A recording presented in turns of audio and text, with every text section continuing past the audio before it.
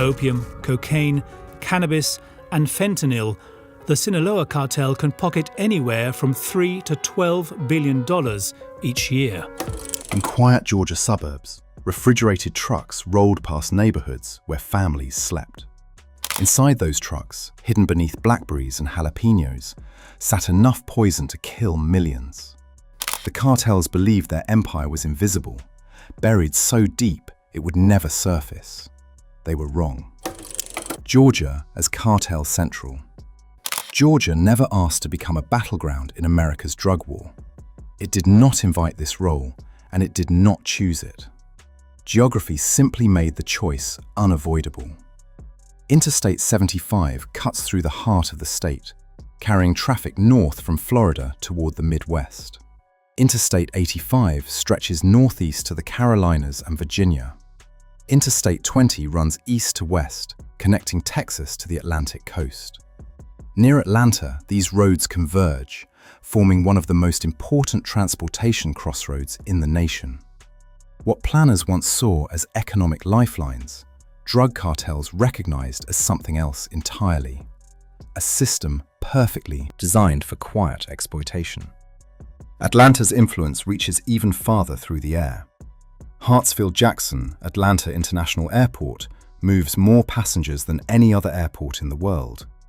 Every day, millions of people and countless shipments pass through its terminals. Volume brings efficiency, but it also brings cover.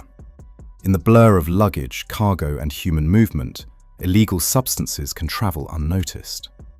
The airport became a hub not only of connection and opportunity, but also of harm, distributed silently, almost invisibly. Yet roads and runways alone do not explain what followed. Georgia also offered space.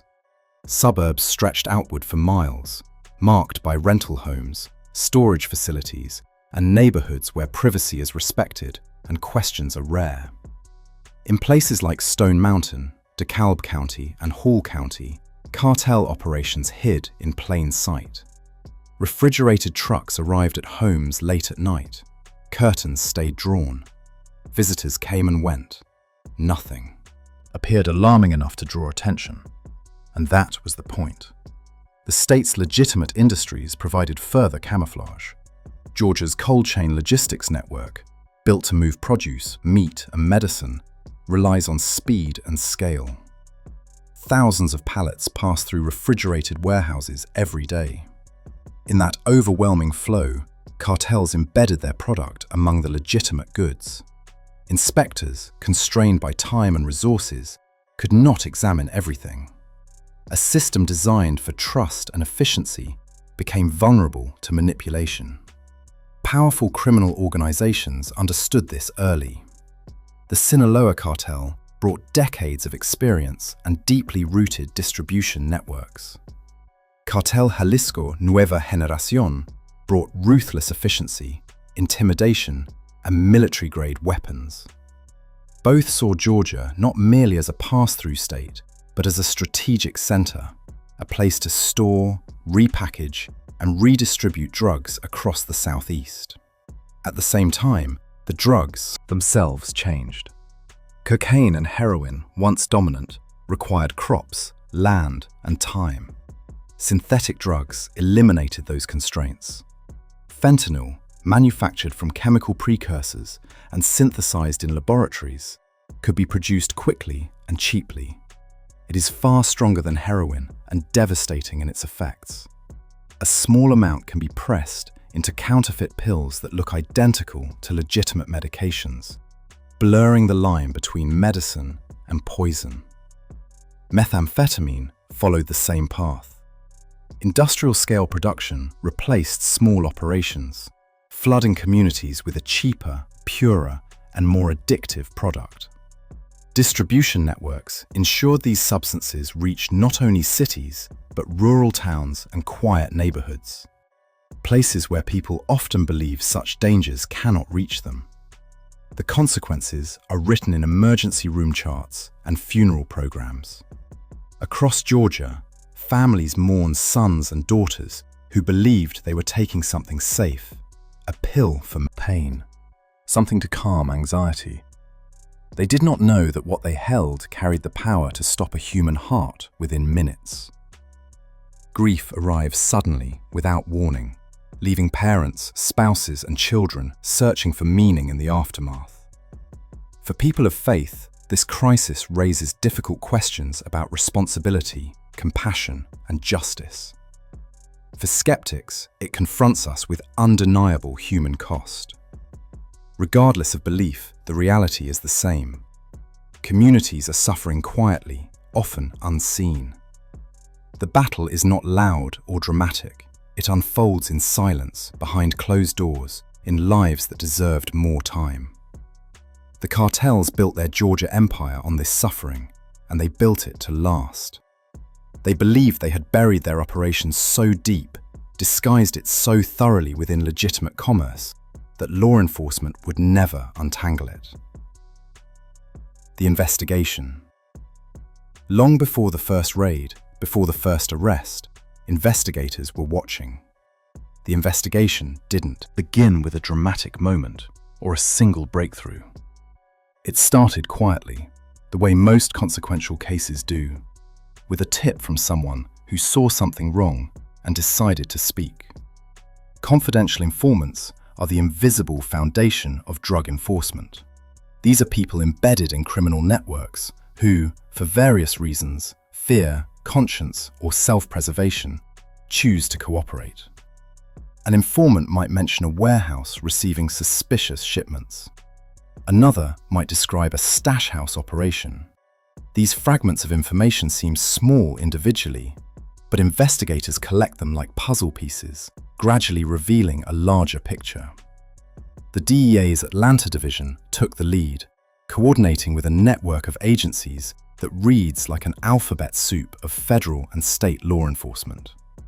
The FBI Atlanta field office brought resources and expertise in organized crime.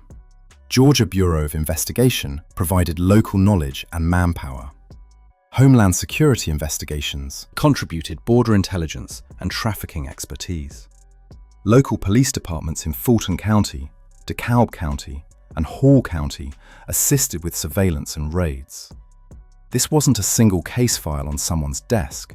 It was a multi-year investigation requiring patience, coordination, and careful documentation. Agents spent months watching cold storage facilities, noting which trucks arrived when, tracking license plates, documenting patterns. They conducted traffic stops on refrigerated vehicles, sometimes finding nothing, other times discovering irregularities that justified deeper searches. Undercover operations placed agents in positions to make controlled purchases, establishing the presence of large quantities available for sale. Wiretaps on phones and encrypted messaging apps revealed conversations where dealers discussed shipments using coded language. Tomatoes for drugs, the garden for stash locations. Numbers that seemed random but represented kilogram quantities. The investigation revealed a concealment method that was both brilliantly simple and maddeningly difficult to detect. Cartels weren't just throwing drugs into trucks and hoping for the best.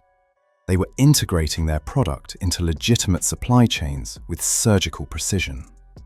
Fresh produce shipments from Mexico arrive in Georgia constantly. Jalapeños, cucumbers, blackberries. These shipments move through inspection points, warehouses, and distribution centers as part of normal commerce. Inspectors can't possibly examine every box on every pallet. The volume is too high, the time too limited. Cartels exploited this reality. They vacuum-sealed methamphetamine or fentanyl into flat packages, then embedded these packages within pallets of produce. A shipment of blackberries might contain 40 legitimate boxes and 5 boxes with drugs hidden inside, beneath layers of fruit. The weight matched expected totals, the paperwork appeared legitimate. Even drug-sniffing dogs had difficulty detecting narcotics sealed within strong-smelling produce. Cold storage warehouses in Fulton County became key targets of investigation. Agents watched workers unload shipments, noting which pallets went where, which vehicles picked them up. Surveillance teams followed trucks from warehouses to suburban homes, documenting addresses and occupants. Some homes served as stash houses, temporary storage points where drugs waited for redistribution. Others functioned as conversion labs, particularly for methamphetamine. Cartels sometimes transported meth in liquid form, dissolved in solution to avoid detection. At conversion labs, operators would crystallize the liquid back into the familiar crystal form that users recognize. This extra step reduced transportation risk while maintaining supply. The investigation faced constant challenges. Cartel operations employed both illegal immigrants and US citizens, making simple immigration enforcement insufficient. Some facilitators had prior convictions, but had returned under different identities.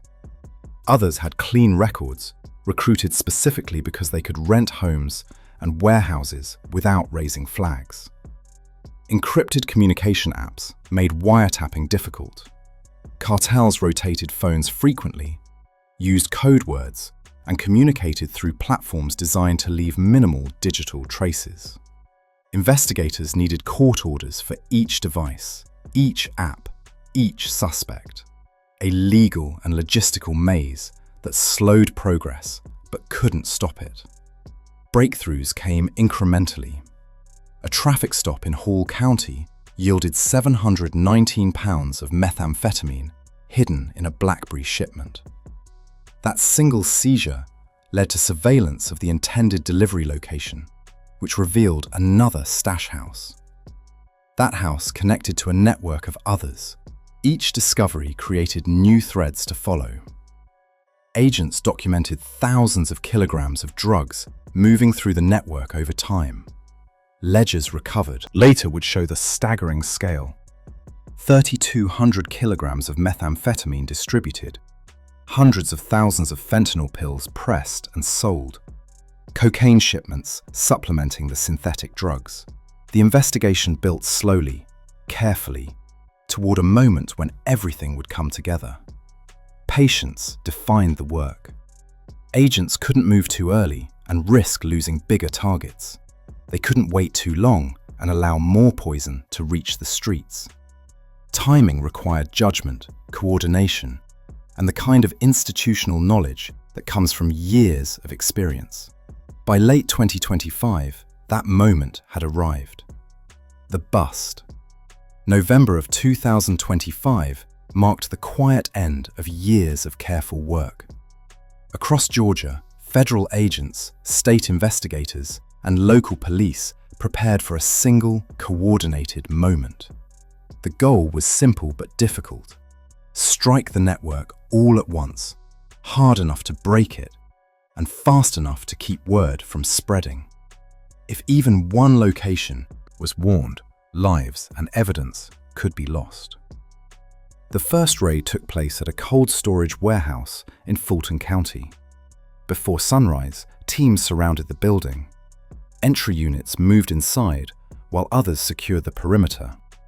Workers who were present were calmly detained and questioned. There was no chaos, no shouting. Investigators already knew what they were looking for. Months of quiet surveillance had mapped the warehouse in detail: who came and went, what shipments mattered, and which areas held secrets. Inside the refrigerated rooms, pallets of blackberries were stacked from floor to ceiling. At first glance, everything looked normal. But agents moved with purpose. Guided by intelligence gathered over time, they chose specific pallets and began to remove boxes layer by layer. Beneath the fruit, wrapped tightly in plastic, flat bricks appeared. Methamphetamine, sealed so carefully it almost looked like part of the packaging itself. The size of the operation became clear very quickly. This was not someone hiding drugs in a car or backpack. This was industrial-scale smuggling. As more pallets were opened, the pile of seized drugs grew larger. From this single warehouse, agents recovered 1,585 pounds of methamphetamine. When calculated at street level, after the drug would be divided, cut, and sold, the value climbed past $50 million. At the same time, other teams moved into suburban neighborhoods. One house in Stone Mountain looked like any other. A single-family home, a clean yard, nothing out of place. But inside, agents found a very different story. Bedrooms had been turned into storage rooms. Shelves were lined with fentanyl pills, each stamped to look like real prescription medicine. Containers held more than 21 kilograms of fentanyl powder, enough to create hundreds of thousands more pills. The danger of that amount is hard to fully grasp. Just 2 milligrams of fentanyl can kill an adult. 21 kilograms equals 21 million milligrams. In theory, that is enough for more than 10 million lethal doses. In real life, drugs vary in strength, are mixed unevenly, and spread across many users. Still, the potential for mass death was undeniable. What sat quietly in that house could have emptied entire communities. Another site in DeKalb County revealed how the network worked behind the scenes. Agents discovered a conversion operation. Barrels of liquid methamphetamine sat next to chemical equipment used to turn it into crystal form. This setup allowed shipments to arrive as liquid, be processed on site, and then prepared for local delivery. Finished meth was already packaged, waiting to be moved. As raids continued, the hiding methods investigators had suspected proved accurate. Shipments of jalapeños contained more drugs. Pallets of cucumbers concealed additional methamphetamine. Again and again, normal produce was used to hide poison. The drugs were buried inside everyday commerce, designed to pass through the system unnoticed, perhaps forever. Beyond the drugs, the raids uncovered proof of how large the operation truly was. Nearly $400,000 in cash was found, bundled, and ready to be sent back to cartel leaders. Firearms were recovered, including machine guns, which civilians are not legally allowed to own. Pill presses capable of producing thousands of fake tablets every hour sat ready for use. Vehicles had hidden compartments. Phones and ledgers held records of payments, contacts, and distribution routes. Agents worked through the day and deep into the night. Evidence was logged. Scenes were documented. Arrests were coordinated across multiple locations. Dozens of investigators moved carefully, knowing that every step mattered if justice was going to hold. When the operation ended and totals were counted, the scale was unlike anything Georgia had seen in years. More than 1,585 pounds of methamphetamine from the largest seizures alone. Large amounts of fentanyl, both powder and pills. Cocaine intercepted before it could be sold. When estimated using street-level pricing, the total value approached or exceeded $500 million. These numbers were not inflated for headlines. They reflected the real damage these drugs were meant to do.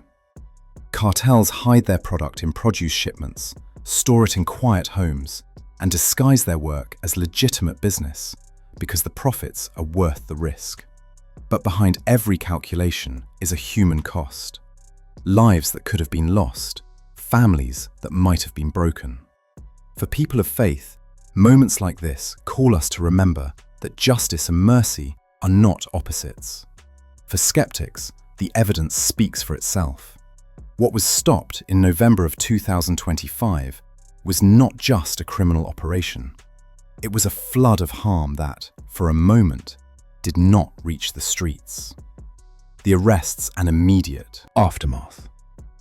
With evidence secured and locations processed, arrests followed swiftly. Federal prosecutors filed charges against dozens of defendants, each facing serious prison time under federal drug trafficking statutes. The defendant list revealed the network's structure. Several illegal immigrants from Mexico, some with prior criminal convictions, faced charges as key operators and transporters. Their presence in the United States specifically to facilitate cartel operations made them priority targets for both prosecution and deportation. US citizens who rented homes, provided vehicles, or facilitated logistics faced conspiracy charges. These individuals enabled the operation by providing the appearance of legitimacy, Americans with clean records, credit histories, and social security numbers that allowed them to lease properties and open accounts. Without them, the cartel's infrastructure would have been more exposed. Drivers who transported loads from warehouses to stash houses faced possession, with intent to distribute charges. Mid-level distributors who took delivery and redistributed drugs to smaller dealers faced similar charges. Each level of the organization saw arrests, from street-level operators to managers overseeing multiple locations. Federal charges carried severe penalties. Conspiracy to distribute methamphetamine or fentanyl in these quantities could result in mandatory minimum sentences measured in decades. Firearms violations added additional years. Money laundering charges compounded potential sentences. Some defendants faced the possibility of life in federal prison. U.S. Attorney press conferences emphasized the historic nature of the bust. Officials called it the largest methamphetamine seizure in Georgia for 2025, among the most significant fentanyl busts in the Southeast, and a major blow to cartel operations in the region. DEA Atlanta special agent in charge stood before media cameras and described the operation as preventing tens of thousands of deaths. While impossible to prove counterfactually, the math supported the claim. The seized fentanyl alone, if distributed and consumed, could have killed more people than live in many Georgia cities. FBI representatives highlighted the multi-agency coordination required to dismantle networks this sophisticated. No single agency could have achieved this result alone. Success required sharing intelligence, coordinating operations, and maintaining investigative focus over years. Georgia Bureau of Investigation officials emphasized the local impact. These drugs were destined for Atlanta streets, North Georgia communities, and distribution points across the Southeast. Removing them prevented addiction, overdose, and the crime that inevitably follows drug distribution networks. The arrests made headlines locally and nationally, but investigators knew this represented only partial success. The operation disrupted one network, seized a massive quantity of drugs, and removed dangerous individuals from the streets. But cartels are resilient. They adapt, reorganize, and rebuild. Broader significance and cartel resilience. The Georgia bust now stands among the largest drug seizures in the state's history. It can be compared to major cases from the past, but it is also different in important ways. Georgia has seen large cocaine seizures before, especially during the 1990s. In the 2000s, law enforcement shut down massive marijuana operations. But the rise of synthetic drugs changed everything. The combination of methamphetamine and fentanyl seized in this case marked a new and dangerous chapter. An estimated street value of $500 million is more than an impressive headline number. It represents poison that did not reach neighborhoods. It represents lives that may have been saved, overdoses that did not happen, and addictions that were interrupted before they could deepen. When investigators calculate these values, they do not guess. They follow the drug's path through the system. Cartels sell to regional distributors. Distributors sell to local dealers. Dealers sell to users. At each step, the price rises, while the quantity shrinks. By the time the drug reaches the street, the value looks enormous compared to what it costs to make.